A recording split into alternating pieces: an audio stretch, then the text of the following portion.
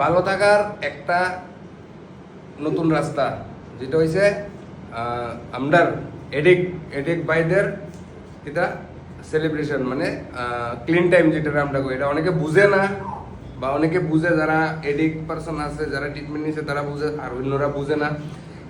যেটা আজকে মানে আমি ত্রিপুরার থেকে, আমি দাদা, আমরা দুজন, আর এদিকে আছে শিলচর থেকে দুজন, বিল্টুদা আর দীপদা।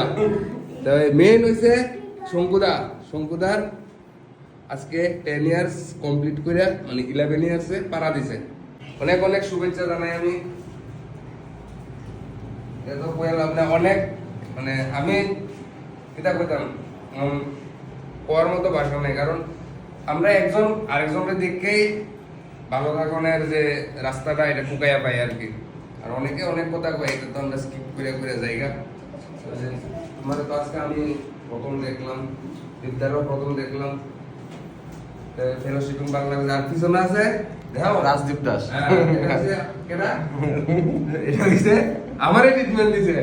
দেখো এদিকে সার্কেলটা কিরকম, এদিক থেকে এদিকে, আবার মানে এটাও এদিকে, আবার এদিক থেকে ঘুরে আবার এদিকে আমি মানে সার্কেলে ঘুরতে যায়, বুঝছো নি? তুলে এটাই বোঝা যায় যে হাতে দইরা নেশামুক্ত থাকা যায়।